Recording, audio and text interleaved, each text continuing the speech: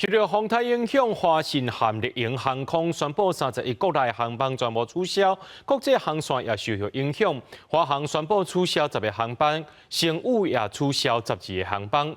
另外，这台铁也宣布讲，这南回线对号列车全部开放客票。另外，327车次新增迎开往台东的新自强号停驶。另外，金门县的港务处也表示，小三通明仔载规工是无驶的。那交通部长陈世凯也指示台铁，针对着这风险路段，就要加强防载。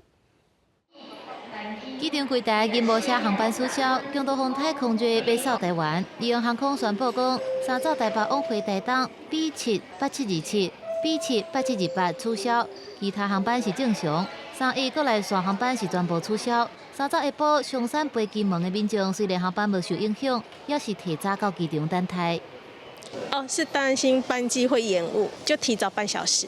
因应空队要来，代替成立第1期应变小组进行防风台的准备工作，也对排水系统、备用发电机，也有车站旅运设施等等加强检查、测试甲固定，来确保设施功能正常运作。为着疏运各地华东地区的旅客，代替宣布讲，南回线对号列车全面开放客票。另外，327次新左营往台东的新自强号是停驶。东部的部分公路局也针对土石后放落路段，串好大型的机具来因应排毒。目前也未实施预警封路，不过会随时监测风雨来应变。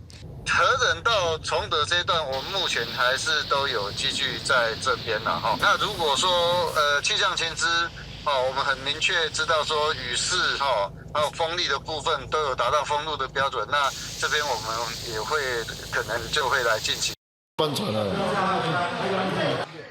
镜头来到外岛，旅客行李一大堆，大家乐长，要赶伫风台来进行坐船离开金门。